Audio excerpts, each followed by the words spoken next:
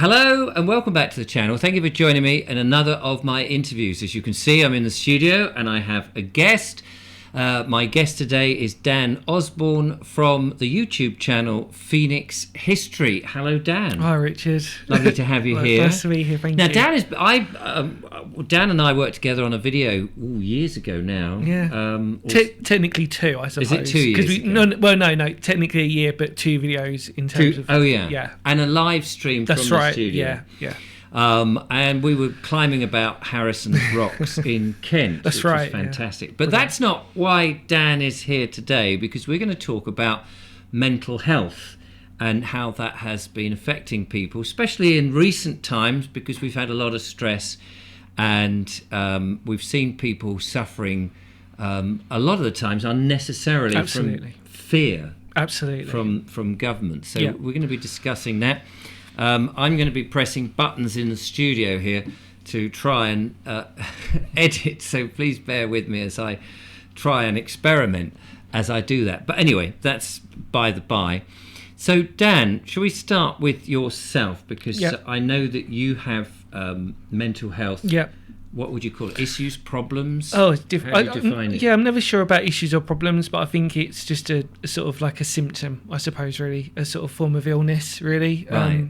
And when can be disabling. When did you start to notice that you had these issues? Yeah, so I was 10 years old, and I was going through a lot of my body was just going through some really unusual things. I was going to the toilet quite a lot. I was shaking unnecessarily quite a lot, and something wasn't right. And I was always going to the toilet in awkward times, if that made sense. So in other words, if we'd go to a cafe where there's a toilet, didn't need to go then, but the moment we'd be halfway down High Street, I would sort of go, and you know what I mean. So and then we went to the doctor, and the doctor sort of said, and I quote, I had a form of severe stress forms, which was like basically stress that was manipulating my body into sort of. And did you know where that would have come from? No, interesting enough. So through all the counselling sessions and every other session I've been through, therapy-wise, we've never really come to a conclusion on that. There wasn't anything really at the time that would ever sort of suggest that. I think maybe it was just in my makeup of who I am, that I'm just quite a caring person who's very sensitive to sort of emotions and feelings in terms of absorbing stuff like that. So when it happened to my own body, I started to panic and probably freak out when certain things like that happen. And again, being very passionate, even at the age of 10, I wanted to do the best I could, and maybe in some format I probably put too much pressure on myself even at the age of 10, which didn't help. No. So what was schooling like when you have problems that perhaps are not seen? Because if you think of if you've got a broken leg, people can see it, or if you've got an eye patch on, people can see that. But when you've got something that affects your moods and things, it must be difficult. I think I look back on it now and I think, how did I ever get through it? Because it was actually, on reflection now, I look through it and it was extremely traumatic. I don't know how graphic we want to be with this, because I think it's about being honest as well, maybe about things. I think graphic is okay too. But, obviously within reason, I suppose. I understand. I think the thing is that I was, because of that age, I was very good at masking, because that's what you just did.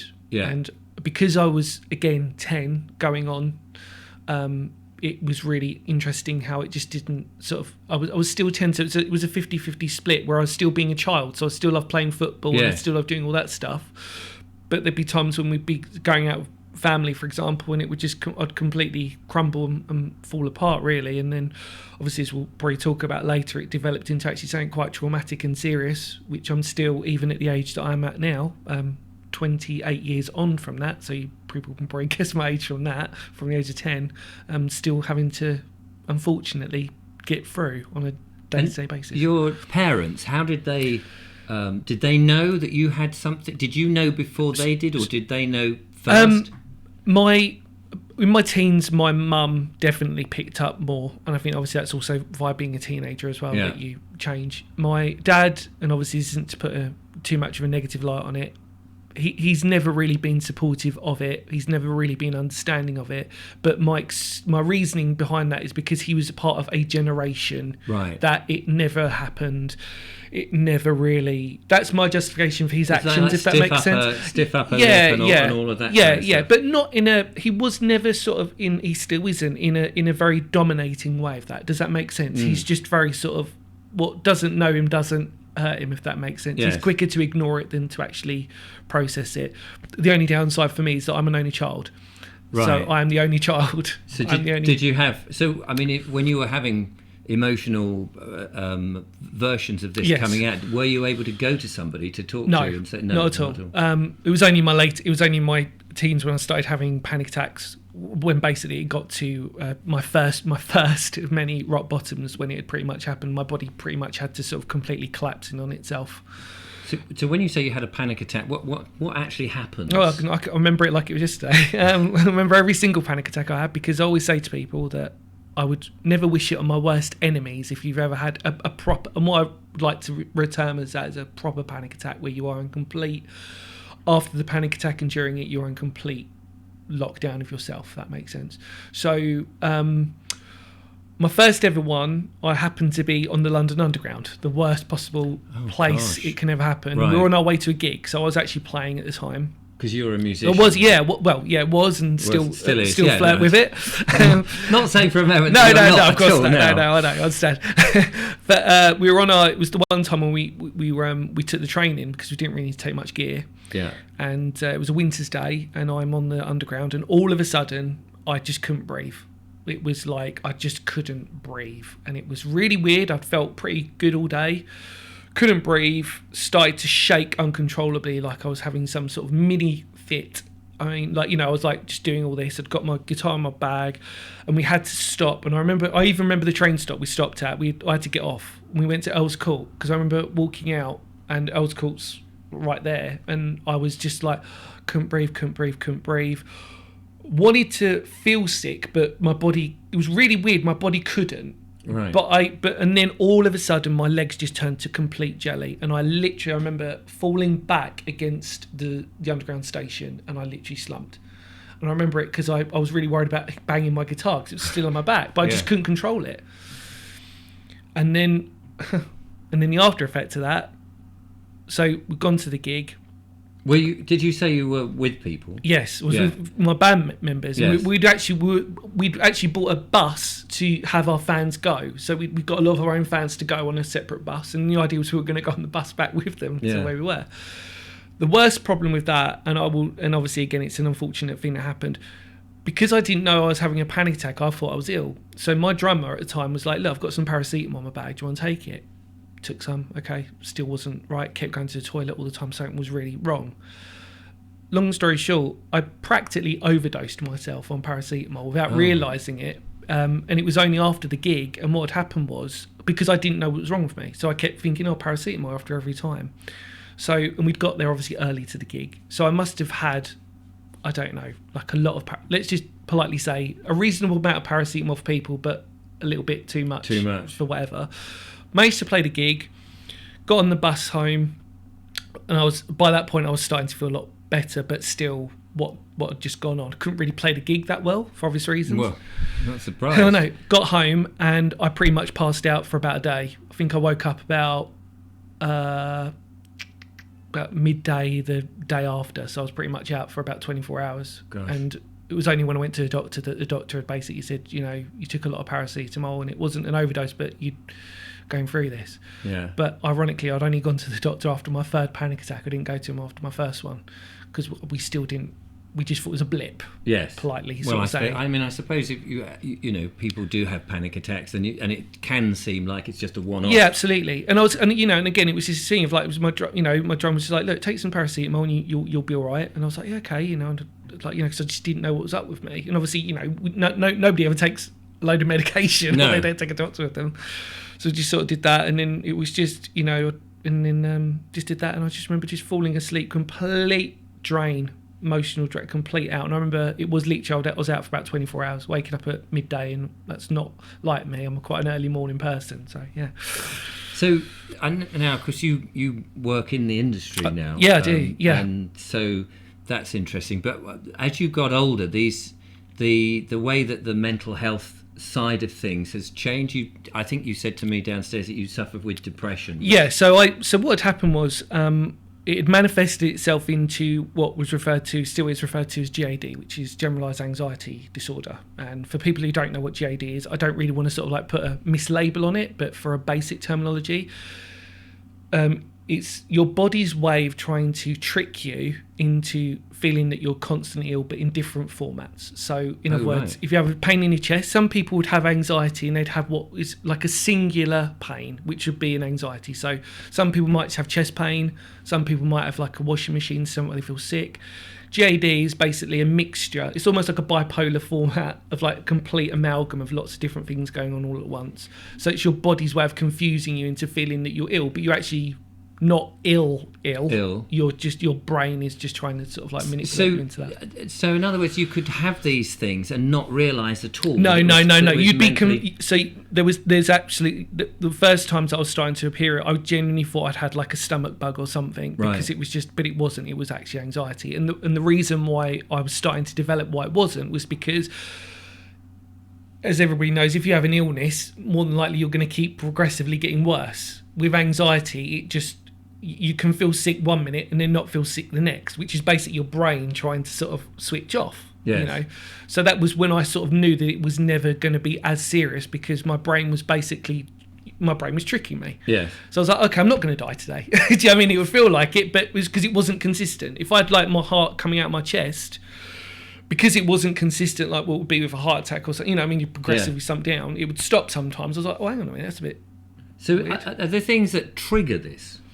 So unfortunately for me, I say unfortunately because obviously, like I said, I'm still here and I'm still, you know, alive to talk about all this stuff. Thank you. I mean, you know, sorry to be morbid on people, but the thing with it is that it's about knowing your inner workings of your body when you get to a certain stage in your life. You have to be honest with yourself. But I think the other thing with that is that it's because it's really tricky to talk to people about, because you have to always look at the individual with it. You and me might have the same exact symptoms of our anxiety, but you might experience it differently too. Right. So, but would I know what started it off? So it depends. There are times when it is through obvious trauma, and I say obvious, but people out there would relate to that. Yeah. And it gets hidden away sometimes. So even that might not manifest itself straight away. For me, unfortunately, because I was so young when it first started, I remember my doctor saying to me, or one of my doctors saying to me, unfortunately, Dan, because the seed of that stress and everything was in the back of my head, and because I wasn't old enough to process, that seed still, he metaphorically said it like this, like the seed is still there. Yeah. So it's like this little button that's sometimes going to go off and it's going to set everything else off. But he said to try and deal with that, or to try and work on it, because you were so young, it's really difficult to sort of go through. So really what you have to try and do is just get through it day by day. Right. If that makes sense. So, I mean, presumably most people who have this sort of problem would seek medical advice. Absolutely. And I would say to anybody straight away out there, which one I'm really grateful you've had me on, Richard, is that the first thing you've got to do is just talk to people. Talking helps massively, and to get the word out there. Don't be ashamed of it, don't be afraid of it, anything like that, any time that you feel that way, because then what obviously happens is what we spoke about, the byproduct of that unfortunately can be, especially in my case, manic depression, complete depression with it all, of lack of understanding. And then what happens is that because you become, then your brain becomes what I refer to as vulnerable, so it starts picking up other things that might not necessarily have been an issue, but they start becoming an issue. Oh, right. Because you become like you become open to mental, like an infection. Do you know what I mean? Like, infection's a strange word, but you know, like a sort of like mental infection, like things that trigger you can just sort of like absorb you like a sponge. So things are sort of attracted to you much more, or you're more sensitive. Yeah, absolutely. Yeah. So like what we said before, you know, if you feel healthy in yourself and you're in a good place, then that negativity and those sort of things can go away. But unfortunately, when you have anxiety or mental health, it can you attract more of negativity, and it becomes things that just unfortunately take control. So you said about going into manic depression. For those people who don't know, because some people just think that when you're depressed, you're just feeling one of those off days. Yeah, and absolutely. Think, I'm feeling a bit depressed. I can't cope with everything. But that is not at all what... It's not fun, and it's not great to deal with. So can you describe what goes on? In a really basic term, without being really upsetting people, it's when the sort of suicidal stuff starts kicking in. When you're almost at a complete shutdown where you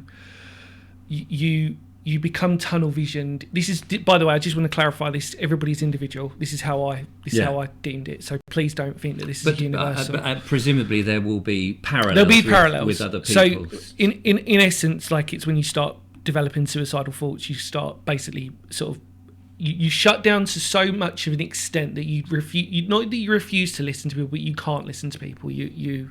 It's almost actually very similar to anxiety. When you start getting panic attacks, your tunnel vision just narrows, and you can't absorb anything. So as much as someone would come up to you and say you're okay, you're not in that zone. You're just not there at all, and it becomes quite. Obviously, there's episodes that you either self-harm or you do whatever. It just keeps going into that vicious spiral, and then unfortunately that suicidal thoughts start kicking in. Obviously, especially with manic depression, it's just that's when, to be honest, you can use I would use the terminology illness. It's an illness. Would you so when you say the suicidal stuff? Yes. Is that you feel that you're useless, that you don't have a role to play, you'd rather not be here? I think in my own account, it's all of those things for everybody. In my own experience, for me, it was because I just couldn't fight anymore. Oh, right. It was like my body I just couldn't fight. I got to a stage where I was just like, I've had enough. I'm worn down. I can't, and you just can't get out of bed. You hurt and you don't know why you hurt, and you realise the reason why you're hurting is because you can't understand it. You can't explain it to other people because it's really difficult. Because again, and it's just a complete shutdown, and you just have. And in my experience, it was because I just had enough. Yeah, I just couldn't fight it anymore. I mean, there's some battles that you just felt like you just couldn't win. You know what I mean? Yeah, but luckily you've held on. Absolutely, and you've not done anything, no, absolutely silly or anything. Yeah. But I can understand implicitly that it can get you down. Now, I mean, I have had an episode once. But it wasn't, at least as far as I know. People may debate whether I have mental illness or not. But more seriously, I had a problem with my eye, and I just got to that point where the pain went on for 9 weeks, and I just, in the end, it was stupid because you were pushed to not thinking you'll ever recover. No, that's. And as a result of that, I did think, but I had the children to hold on to, which kept me and say, I can't do this to the children. Anyway. When you have this sort of stuff and you're aware that there's something wrong with you, say with mental illness, and you're struggling with this, naturally you might go to the doctor, and then presumably the doctor will go and say, well, take some white pills and everything will be fine. Is that what goes on? So you've got to imagine that obviously when I was growing up, so this was when I was starting to develop my panic attacks, this was around 2000, 2001. And this is when I was noticing in my group that a lot of things were happening. A lot of people were self-harming. They didn't understand why they were self-harming. A lot of people were around that. It was a very sort of unusual time, really, back then, when this was... Because it was when people were starting to recognise mental health, but there was no social media. So we had MySpace just about, and Facebook. But the doctor, for me, was very... I don't want to blame any bad doctors or anything, and there wasn't any in my aspect, but as probably most people know, it's quicker to give you a pill than it is to spend time, or quicker to give you a counsellor, right, or that aspect, rather than explore really different aspects or reasons why they don't really want to sort of give you that time. But that was back then. I just want to sort of clarify that, and it's everybody's individual experience behind that. But that was my fault. I'm not saying my doctors were never not caring, because they were, actually, because they wouldn't have, it did actually, in all essence, they did make me stable enough at periods of time. Not, it was like a tourniquet. like a mental toilet. So, I mean, when you say stable enough, do you mean the medication that they gave you? So, in my experience with my medication, I was diagnosed with antidepressants, and in my experience, they turned me into a goldfish, metaphorically. And what I mean by that is, if you can imagine when you've got a goldfish in a goldfish bowl, that's pretty much how my brain works. Sort of So going no round stimulation, just Right. completely going round.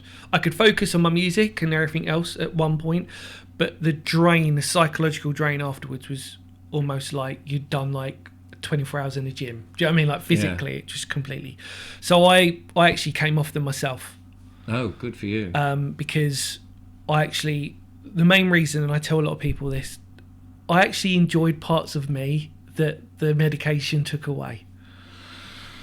And that I still don't know where that phraseology or that mindset came from, because if I look back at myself, then I couldn't probably string two sentences together, because I need to obviously alliterate as well that my anxiety was so bad that I would stutter and I would shake. So if I was talking to you now, I never used to stutter, but the reason why was because I was going to the toilet so much, I wasn't having any vitamin. I couldn't keep any food, vitamin, so my brain was just not having any energy food-wise coming in, or drinks.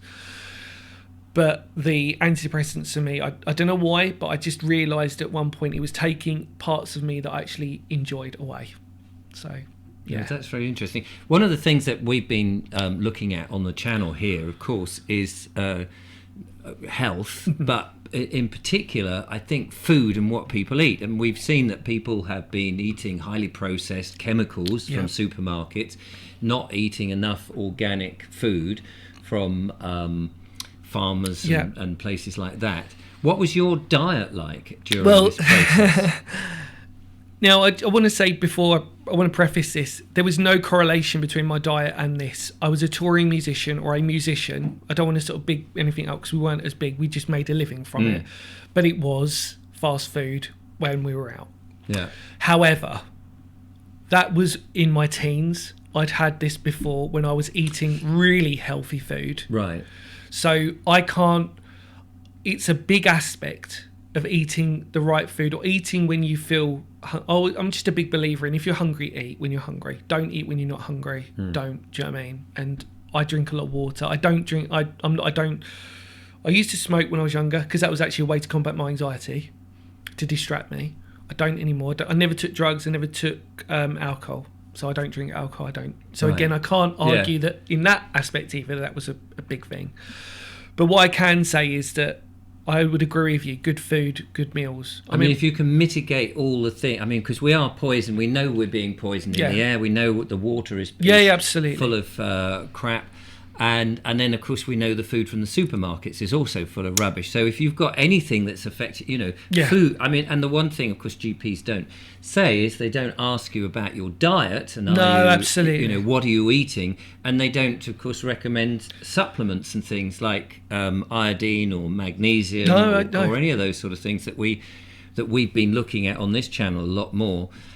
Which may or may not help, and I'm not suggesting it does. I always take vitamin tablets. I've always done that since I was a kid, and that was my mum's influence. And I genuinely think actually it was a big help for me, especially when I was, it's better to have something than not. But I do agree with you. My mum, God bless her, she's a fantastic home cook. Ah, fantastic. So it was brilliant. You know what I mean? Like Sunday roast, legendary. So it was like that thing of like, if I'd come off of gigs, or a sequential lot of gigs or touring or whatever, it was after all my fast food stuff, I'd have that. But like I said, I know that didn't help. But for me personally, it was not my thing, because I'd had it 6 years before. But I agree. I'm not suggesting that it's the cause. Absolutely. It's just everything you can do. It just didn't help. Okay. So listen, now you have gone on into the field of mental health to help other people.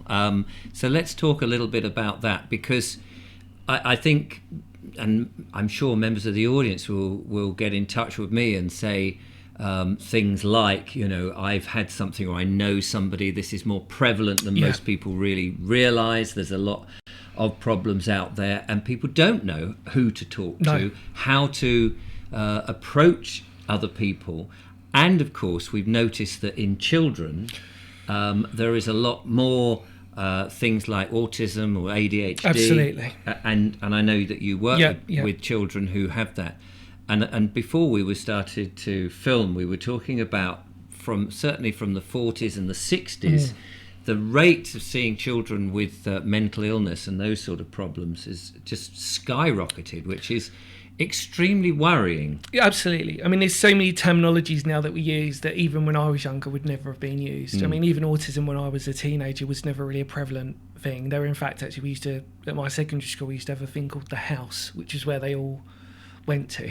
And you'd never see them for the day, and that would be kind of it. It was special needs, I think. But that's literally it. Yeah. Another term. Yeah. So we had a special needs house. Which sort of is very isolating, isn't it? Oh, absolutely. It sort of goes, you're in that camp and you're not one of us, which is I hate that. Yeah. And I hate it because I've seen it. Yeah. And and I'm very outspoken by that. I think that, we are all individuals. We're all amazing and beautiful people in ourselves, so let's treat us as individuals, but don't isolate us because of any other I understand, obviously, from my experience, some people can have violent traits and everything else, but that doesn't mean that they should be punished, because most of the time that's not actually their fault. The reason, well, almost 100 times percent, it's never necessarily their fault. They don't realise they're doing that. Yes. And again, ironically, it might be down to their medication or a mixture of medication that they're on that might stimulate or de-stimulate their brain into. So, well, let's just talk about medication briefly, because Yes. I think the general feeling, certainly from my audience, would be that medication is not necessarily the answer. No. I'm sure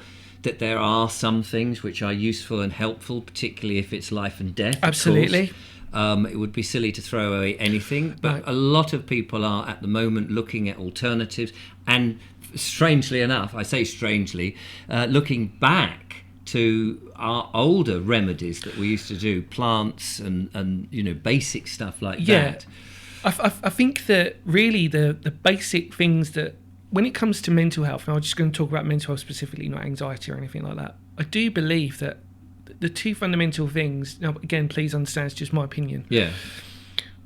Exercise or getting outside is absolutely huge. Like, stimulate those senses that you don't. Try to walk, try to get out, try to have a plan of something. We talked about passions, that might be something else we can talk about. But the other thing is, please, if any of you are watching out there and you're feeling upset or you're going through something, talk to someone. Doesn't have to be your GP. Talk to someone. Well, you'd be lucky if you can get time. Yeah, well, with the that's GP. exactly that's it. the thing, isn't it? Talk to someone.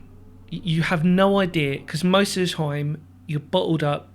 Even if you don't understand what it is that's going on, talk.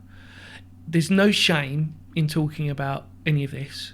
And obviously, statistically, we know that obviously men are more likely to not talk about stuff with this. Yeah. Obviously, I'm very aware of it because I've obviously done it. And the downside is that unfortunately you get to that stage where you can start to mask, and that's when you don't really want to do that, because obviously I used to do that, still do it now even sometimes.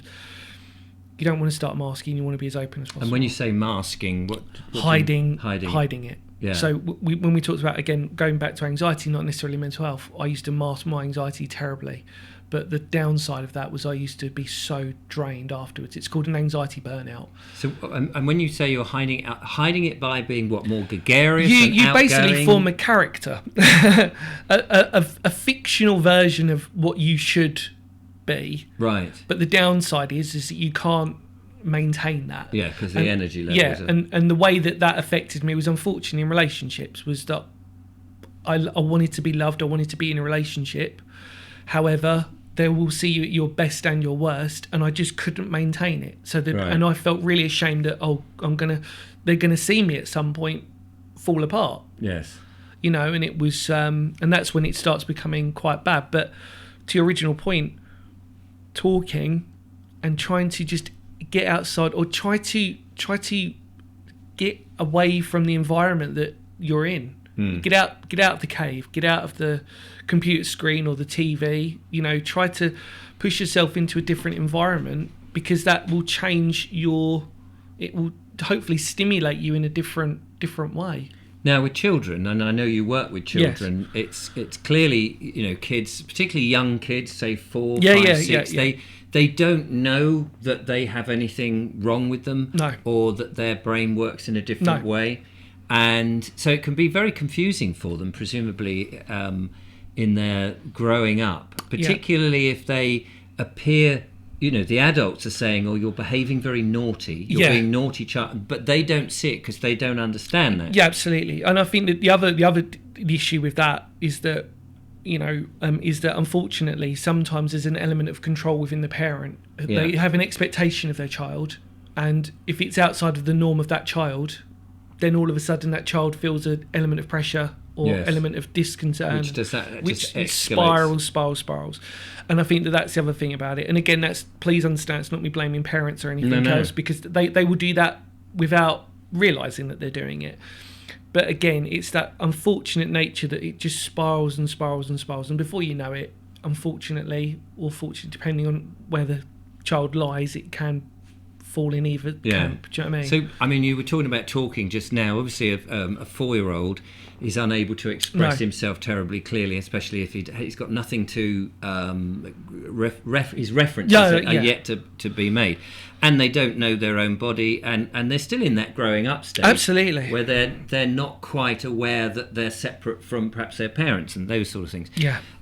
So what do you do because I know you work with children, so anybody out there who knows or has somebody who is like that and struggling, because it can be a struggle, especially if you've got a kid who's, say, full on. Yeah, absolutely. What techniques are there? What sort of advice can you give? we implement what we refer to as strategies, which are sort of like basic strategies to get them to communicate, and these can be sometimes really basic ones and sometimes really unusual ones to try, depending on the individual. A basic, really easy one as an initial strategy that even parents can do for themselves is play a board game with them. Take them away from the computer game, play a board game, but intermittently in between that, strike up conversations with the child so that they're engaged they're relaxed because they're playing a game. That's the key, to relax the child. Then you start playing a game with them, and then intermittently of that, you just talk to them, and then they might give you some things that they've not realised that they're feeling or that they've experienced. And then basically what you do is then you start building up your own picture of that child, and then you basically go from either. And most of the time it might be because they lack confidence. So then you basically go to, it's displayed that he's not feeling like he wants to be the goalkeeper at school because he don't feel like he can be good enough. Yes. Okay, well, we can pick that up. All right. And then you go from there. But it's basic little strategies like that where you've got to get them in a settled mood before you even start with anything else. Right. Get them relaxed, get them trusting. And obviously, I'm talking about parents as well. It's not just what we do. Yeah, sure. Get them into a state where they're just very sort of what we call low arousal. So the idea is that you've got hyper and hypo arousal. They're extremes. You want them in there, what we call a window of tolerance, which is basically these are terminologies. Some people will probably know what I'm talking about. Yeah. Window of tolerance, which is basically their optimal window of function, how they function, and great ways to do that are just playing. I personally, for me, I find board games are quite good because you can just talk to them in between turns, and they're not realising that they're talking about what they're doing. And it's still a game for them. Absolutely. And if they're really hyper and they've been on, because some kids are like at 100%, and it's like, oh my God, I need a rest. Thanks very much. What would you suggest for those? I think, again, that's a thing of like try to distract their mind, try to get them into a different place. That can be like, again, maybe the key to really all of it is to avoid the things that they are naturally doing in themselves. Break their routine, because the reason most of the time why they might be in that state is because they're so used to a routine of things that the way that they function is that they're used to that. Yes. The key to it is, and I always say this, is about timing. Because sometimes you might be dealing with an individual, adult as well, by the way, like who might just not be in that right frame of mind at the time to approach, to change, or to help with their function. So you have to try and get them, like I said, in a relaxed state, or get them outside of their normal function.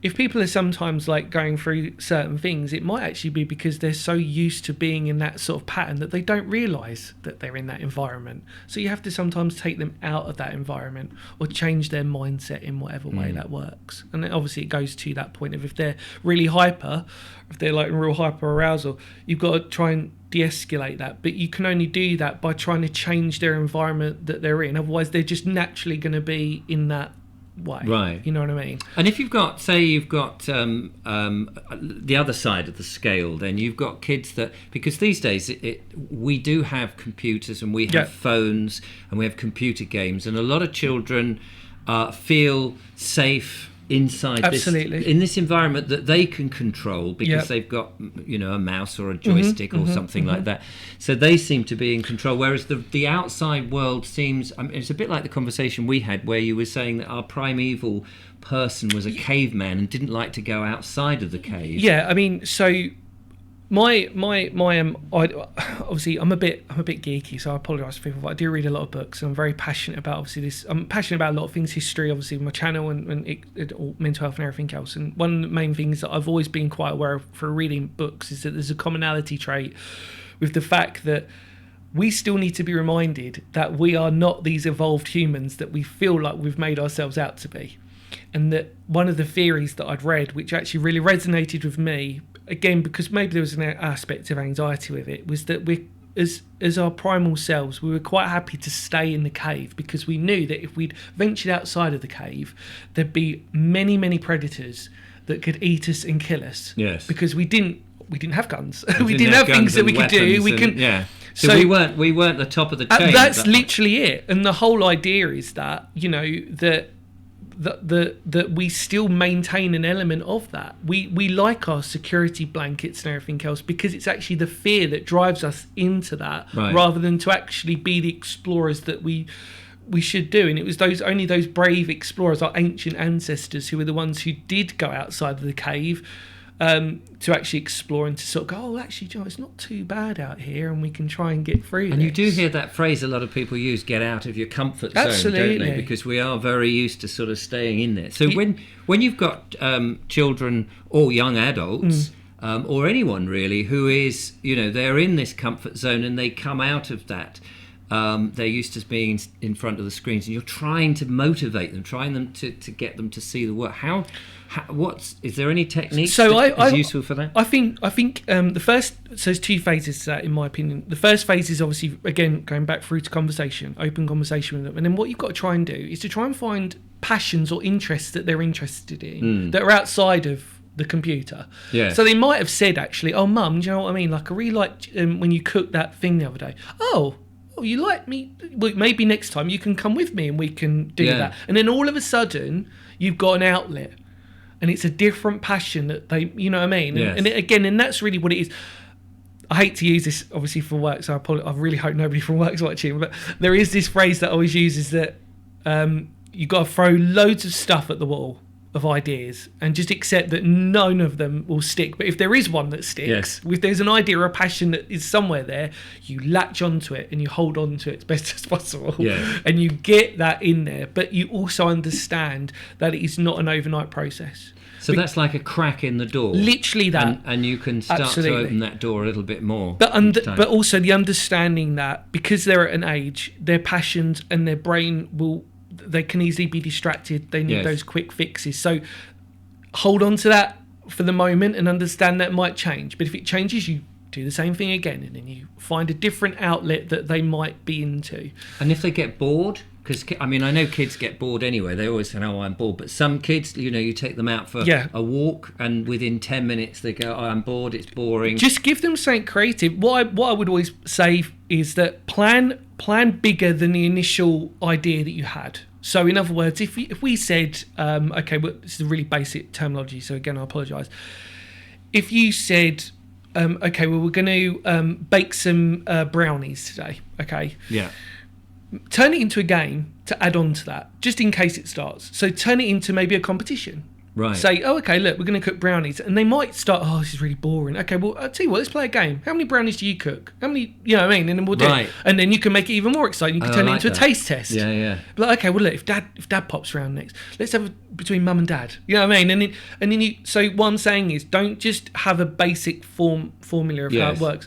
Think outside that and expand it within that. No, that makes sense. And so if you're out in the countryside, you think, oh, we'll just take them out we'll take them for a picnic. Literally that, yeah. Turn it into eventually, you could have like an I Spy thing, or depending on their age and depending, again, you've got to know the child and the individual of how they do it. But don't just stick, like you said, to one thing of just going for a walk. It's too simple. Give them something else outside of that to manoeuvre within that. What about people who are, say, at work, people of working, young or old, not necessarily, and they're struggling because the employer or their colleagues just don't understand them? What is there any advice that you can? That for me is about communication and understanding, and you've got to accept that some people are just not going to be as receptive. Yeah. And as far as I'm concerned, in those aspects, if they're not receptive, don't waste your time on them. Right. Because there's plenty of other people who will be receptive and really engaged in, obviously, your understanding of it. And I think I think the big part about that is about being honest. I think one of the key things about life is that you can relate to someone more if you're more honest and open with them, because they'll doubt you if you start holding stuff back. And there's no shame in any of that either. No. We need to address that. There's no shame in that. But again, in example of you're with a work colleague and they're just not interested, don't waste your time. Yeah. If you can blatantly tell that they just don't want to learn or they don't want to understand what you're going through, don't waste your time. I'm sorry, that's my opinion on that. There's no point, because what's happening then is you're wasting more of your energy trying to explain to them about something where you just tell that they're not, rather than focusing on it on people who might actually really be there for you. One of the things I think is worth mentioning maybe is that, of course, the degrees of mental health that people suffer will vary. It's Absolutely. Not like, it's always in the extreme and they're going to crash down and be absolutely depressed or have fits or something like that. That some people, it may be just very mild and very different. So it's right across the board. I would add to that, and this obviously from me as well, just because I never self-harmed, but yet my mental health was just as bad as I just didn't display it in that way. So if you're not displaying it, it doesn't mean that it's not there. And we need to make that really clear with people, is that just because obviously, again, I can talk from experience because that happened to me, like I said. So, but there are people obviously who do self-harm and everything else, and that's and the majority of the times, and please, again, sorry, I always keep saying this, I don't want to sort of like generalise here on this. It is mostly in that aspect a genuine cry for help. Right. If you're trying to mutilate your body, and that is a strong word, but I have seen and witnessed people who have genuinely tried to pretty much carve themselves like a butcher's table. Yeah. It is a cry for help. And even though they don't know. They might not. No. And it might be in their terminology like a normalisation. Do you know what I mean? It might be a normalisation that's their way of releasing or going through it. And unfortunately, the sad fact of the matter is that in those terms, it's so traumatic a lot of the time for people to witness and to see that it can almost work in a negative way, because they're like, oh no, and then they'll go to the complete extreme because they'll see someone mutilate themselves or cut themselves, and then they want to go, right, well, they've got to be sectioned, they've got to, you know what I mean? And it might not, sometimes it might not have to be that way. There can be other alternatives towards that. So yeah, that's a personal one for me, because it's just I'm testament to that, to say that when people self-harm, it is just as bad as the ones who don't self-harm. But absolutely what you're right, there's so many levels to mental health and so many aspects to it, that any form that you worry about or that you're sad or you're upset, again, just try and release it to talk rather than... So what about if we widen it out? Yes. You've got say somebody in your family, no matter whom it is, young or old, and this obviously is going to affect the whole family. Absolutely. Now, I mean, with my father, he had dementia. Yeah. And of course, dementia is unfortunately a one-way street. Yeah. And it slowly and progressively gets worse and worse until you're doing personal services that you never imagined that you would do with your father or your parents, come to that. And it is very hard. But it affects everybody. I mean, the same with people who have addictions, like an alcoholic, if it gets out of hand, it affects everybody. So with somebody who's got, let's say, medium to severe mental health issues, and you're a carer or a parent or something like, what can they do to make life easier? You have to literally show as much support, but not in a completely patronising, obvious way. Right. They might come across like that. Does that make sense? Yeah, because I can see it. Sometimes people who have mental, and again, please, it's just that this isn't everybody. Sometimes people with mental health, I can use this excuse. I didn't like it if people were too on me. Right. Does that make sense? Yeah. Because basically, in my way, it was just highlighting how I wasn't functioning. Yeah. It's almost like, oh, look at you. Oh, we need to wrap you up in cotton wool. It's like, oh, I can't. Let me try and get through this myself. And I think anybody with any form of illness, regardless of mental health, sometimes we don't like that nursing approach necessarily, because we don't want to realise we've got a broken leg. Thank you, I've got that. Yes. I've got the cast. Don't you know what I mean? Let's try and do this. But it's trying to create a natural form of support. We use the term safety blanket, but not one that smothers the person, one that allows them to breathe, because you've got to give them their own, you've got to make them feel wanted and feel valued, because at the end of the day, if they're too much smothered, they just feel like the world's going to end. Yeah. Oh, great, I've got 3 nurses around me. Okay, well, what's hope's left no for me? No, absolutely. Suppose, what hope's left for me? Because I'm basically going to have like a carer constantly with me all the time. You've got to try and approach it in a different way. But it's individual basis, by the way. There are a lot of cases where that's not necessarily true. Some people just do not understand other people's problem, whatever it is, and you know, they see someone down and they just say, "Oh, come on, cheer up, chin up, pull your socks up, it'll be all right." And you can't understand how somebody is in that very low state, even if it's not a mental, you know, even when somebody just gets down. Now, I know that sometimes when I'm down, really down, but not as I think as a mental illness, I can be down, and then in a way, I don't want to cheer up. No, I know. You know, you're in that zone and you go, actually, I'm quite, which is a really ironic way of saying it, I'm quite happy saying to myself that I'm enjoying this for a while. Actually, I'm living in the It's that misery loves company phrase. It's true. Like misery loves company. We get to we default ourselves. Yeah. Do you know what I mean? We default into this position where it's actually strangely a sort of strangely enjoyable, odd, but not. And then when you're out of it, you're going, crikey, I really don't like to be in that zone. I'd use the word like familiar. Does that make sense? You're familiar with that emotional being of your own self, I think, is probably the way. And you're, you know, all the time you're there. You're on that deep spiral. Yes. But you don't really want to be there. No. But I guess it's a familiar state. Now, when you're in that, yes. I mean, there are things that you can do. You can put, say, music on that's upbeat and change your mood. Yeah. You can go out for a walk and breathe. But it's an effort, isn't it, to go, do you know, I'm just feeling so low and rough and all of that. I really can't be bothered to go for a walk. But it's the walk that might be the thing that Now, that's in the sort of very, what would you call it, the sort of version that I'm talking about. No, absolutely. But would that be the same with somebody who's clinically got problems? Sometimes, and I just please understand again, this is just my personal experience, so please just bear with me on this one. I genuinely believe sometimes, in some occasions, depending, and again, this is all down to the individual, but sometimes you actually do need to hit rock bottom for you to get up, because there's that true phrase of, by hitting rock bottom, there's no lower now.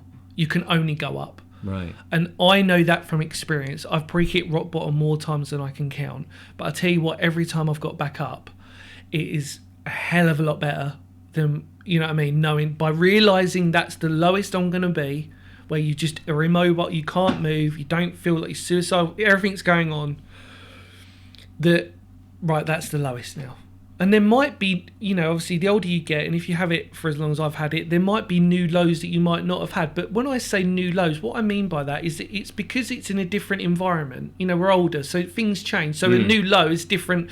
My version of a new low is a different version of when I was 16 of it being a low. Course. You know, I've got no girlfriend, I've got no kids or whatever. So that's, you know, for me, that's my low. You know, obviously being an adult at the moment, you know, I don't have kids yet. I'd love to have kids, and that's one of my lows. You know, the fact of, I can't get, you know what I mean? Yes. Like that. It's difficult to explain. And do those things circle back on you? Yeah, they do. I mean, if there's some big things that you know, because also if you haven't got a job and you're not earning a lot of money, if you've got a job that doesn't earn a lot of money, or you haven't got a job at all, constantly you're reminded then of your circumstances. Which is the worst, because I think the worst situations are the ones that you can't control, and obviously that goes back to anxiety. The fact of the matter is that when you get anxiety, it's because you lose control of yourself, and so then you develop like what I had for a while, which was OCD, obviously, which is again a byproduct, because your brain's trying to control stuff, get some control back in its life, and that also works with mental health.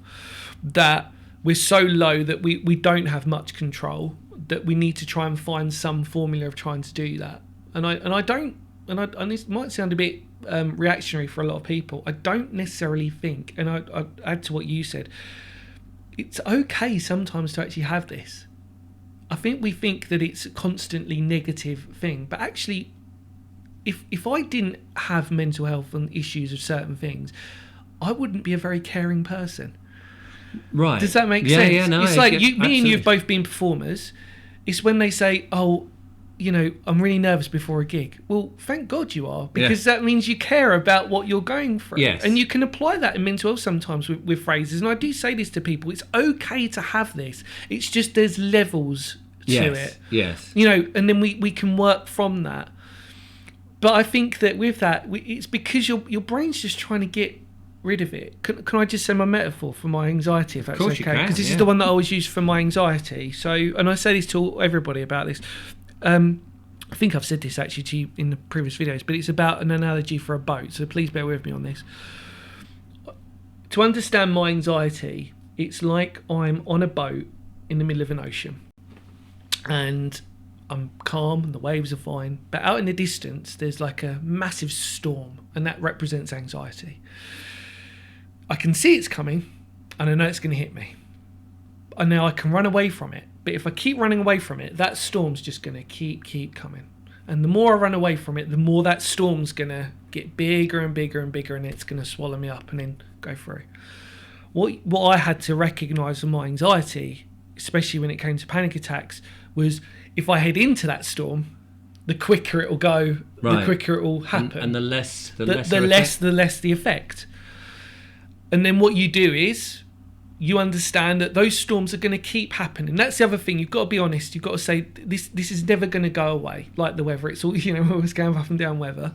But what you can do is every time that happens, you can brace yourself differently, or you can approach it. Right. So you see the storm, you're like, okay, well, this time I'm going to head this way into it. And so does it become more familiar? And it becomes more familiar. Tactics? It never, sometimes it doesn't listen. And sometimes because sometimes you might, without realising, actually you might be running away from it without realising. Right. And that also affects mental health the same. Sometimes you can actually, by default, be avoiding it for such a long time that actually when it does hit, you're, oh God, that was way bigger than I wanted it to be. But it's because you realise you've actually probably been running away from it for so long. Yes. In other words, you've been distracting yourself for so long that the moment you stop distracting yourself, it's like whoosh. And when I can't remember now if I've asked you this question already, but when you're in a state and you're experiencing this, are you able to are you able to stop yourself from going down into deeper and deeper? Are there if you're falling down into this hole, can you grab onto something? Okay, so separating anxiety from mental health for me, I find that very difficult. Anxiety, I found it more sort of like yes is the answer to that. Via anxiety, but in mental health, not necessarily for me, because that is quite deeply in my brain, and there are certain times when it will just hit.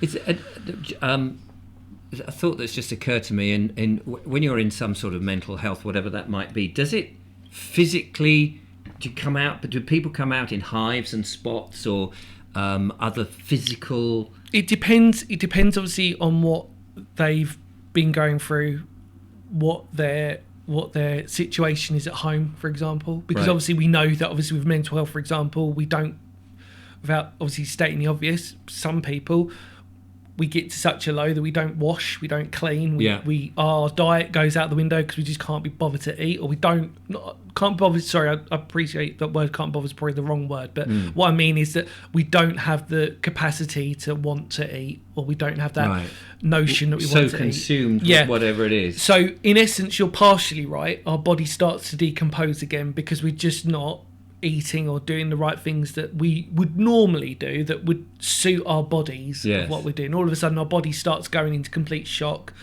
doesn't like the idea of like, hang on a minute, you used to, like last week you were eating a Chinese or an Indian, now you're not, on a regular basis, and now you're not having that takeaway. Okay, we'll start to, and then you start. You might, if you're in bed a lot, obviously you spend a lot of time in bed, you can get rashes, so like stuff that we always know. But again, that's because that's a byproduct of it anyway. It's not an immediate thing. It doesn't happen straight away, but it's a byproduct of that, just by not looking after yourself because you don't have the capacity to want to. Yeah. This is, this is your chosen profession at the moment. You're doing all this. You said that at the beginning that you were a musician as well. Yeah. It'd be interesting to know what type of music are you? A guitarist? Yeah, but I'm multi-instrumentalist really in a strange way. Obviously that's just a sort of casual thing I do these days now. It used to be obviously my profession. But passions, having these sort of passions. Yeah. Let's just briefly talk about. I'm a big believer in passions, and I say that not like, you need more than one. So for me, obviously my channel, which I'm very grateful for your support on that, is one of my passions because I love history and I love exploring and going out. But I also know that if it's raining and it's a miserable day, I'm not going to want to go out and do that. So then to stop myself from falling in on myself in that respect, I have to have a fallback. And mine was always music anyway. So I could sit at home, we talked about it before, songwrite, play guitar, whatever. But because I'm older now, I enjoy that more because it's non-stressful. Yes, it's not a thing that I now go to as a default. It's my secondary passion now. And you're playing for yourself, aren't you? Or absolutely, or practicing. The pressure's off. Thing, there's no thing on it, and and again, like so, my three main passions are mental health, historical exploring, obviously going outside with that, and obviously music. And all three of those, strangely enough, were things that I didn't realise were passions until I got older and I looked at what was happening. So when we used to, I think when we were saying to you, when I used to go out gigging, I was always one of these weird people who wanted to go and explore the town that we're in and find stuff. And my parents used to take me out camping in castles and abandoned buildings, and I used to joke that my parents are urban explorers before the term urban explorer came about, just nosy people. And when you're a kid, I love that, you don't nosy people. Nosy people. That's what my mum always calls it. Not urban explorer, they're just very nosy people. Yeah. Like a Monty Python sketch. Yeah. Just a naughty boy. Very nosy people. Yeah. Oh, right. But it's just like, and I didn't realise that was a passion for me that I really enjoyed until like later on. Yeah. But because my mind was so exhausted with just music, and then mental health was the other thing, because it was what my mum always said. Like, I'm a big believer in, my mum always said that, you should be helping out other people now because you've got a story to tell to help other people. And I do read books on it. I just want to say I'm not qualified in this, but I'm qualified in living it. And I think there's a big difference between reading books and people who haven't had it to actually people who have had it who can relate to it, which is why I always sort of say, obviously, in this, that my methods aren't necessarily 100% going to suit everybody, but what we can say is that they definitely can help some people. Yes. And that's but the two common things that I would say is obviously talking definitely helps to people. Don't be afraid of it. And second of all, if you can get outside or challenge yourself outside the environment that you're in. Do you know what I mean? It might be that actually you do get depressed when you're outside, so actually it might be better to be indoors. Do you know what I mean? Like, well, so it's that thing. I mean, my channel, people may know if they've investigated my history, is that of course I was outdoors, walking about, doing landscape heritage and nature, and I loved it. The irony is, of course, in the area that I'm now talking about, most of the time I'm sitting here in the studio, looking at lights or doing the monologue, and I desperately want to get back out and spend more of that time. And I think the next year I'm going to probably try and combine the two by taking a laptop and a few cameras in my van, setting up in a wonderful environment, and then if I'm doing something over Skype or Zoom, then I can have my interaction, but sit in a nice place outside. And for me, that is where I think I'll reset myself, because I don't like being indoors for too long, and I don't like sitting down too much, and I spent far too much time doing that. But that goes back to your passions, ironically, that they fed you to move forward in life and to sort of, like I said, because obviously I've followed you for years and years. We spoke about this, and it was just and very kind it is. I know, but in all honesty, like I said, you know, without your channel, I'd always said to you, like, you know, I was asking you questions obviously before even this, but the fact that you were such an inspiration for me doing my outdoors stuff of like changing shots and everything, of like how I was doing things, that you were such an inspiration on that it really helped me develop my passion as well for it. Do you know what I mean? In the video side of things, not the exploring, but the actual documentation side. Of absolutely. Stuff. But I mean, it's interesting how you say that. See, subconsciously, you've got passions that help feed you, but you wouldn't realise it. No, I mean, I'm very passionate about what I'm doing at the moment. I think this work is vital. Yeah. And people have been very kind about the shows that I do, especially when I turn up at gigs, talks, and things like that. People have been really kind. And so I know that this has some relevance, but at the same time, of course, you've got to look after yourself, because you can't help others if you don't look after yourself. Yeah. And we're in very weird times in which we know that there are people out there who want to control us and take away a lot of our freedoms, especially taking us away from the landscape and nature, which is so absolutely vital. So I think we don't have to be. I don't think anybody can argue that lockdown was not a helpful thing in mental health. We know that. Yeah. We don't even need to look at statistics to understand that mental health completely declined because people weren't going out. They weren't, or if they were, it was with fear or everything else. And I think with that, there's an element of that we need to obviously take into consideration to justify these points of being sheltered within that. And I think, you know, what you're doing, going out and showing history, encourages other people. And when I was doing that it did encourage people to go for walks and look at the landscape differently, just to get people outside. And I think that's so important. I think that's why I call my channel Phoenix History, because it's to do with my mental health. The fact that I'm still coming out of that like a phoenix from the flames. You know, I know that I might dip back into it, but I'm hopefully always going to keep rising out of that.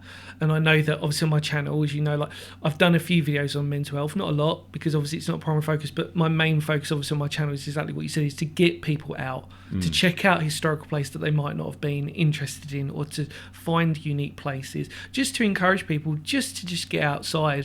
Do you know what I mean? And it's not, you know, just to discover new things and to have those interests. But that's where the title Phoenix History comes from, because Phoenix for me is that mythical bird that does represent for me mental health. It represents that, you know, to lay at the ashes and then to rise, and then by rising you become that complete creature or person that you are, hopefully. Well, I'll leave the link in the description so you can check out Dan's channel, which will be very good. Thank you very much for doing that. You're not here trying to sell a book or anything like that, because sometimes, you know, you've got guests who are trying to sell things and people say, oh, Richard, you only get people on who are selling things. So other than, you know, sharing your experiences, which has been fantastic. No, thank you for having me again, Richard. It's been an absolute pleasure just to catch up as well, which is really great. It's been lovely. Thank you. So there we are. Do check out Dan's channel, Phoenix History. Link in the description, as I say. Of course, I will be back with more monologues and wonderful guests, such as the lovely Dan. But in the meantime, from Dan and I, thank you so much for watching. And we'll be very interested to know your comments, and if you've suffered from mental health and what you've done and how you've achieved it, any advice and things like that, of course, would be superb. But in the meantime, big thanks to Dan. Thank you so much. And Thank you. from Dan and I, thanks for watching, and goodbye. Bye.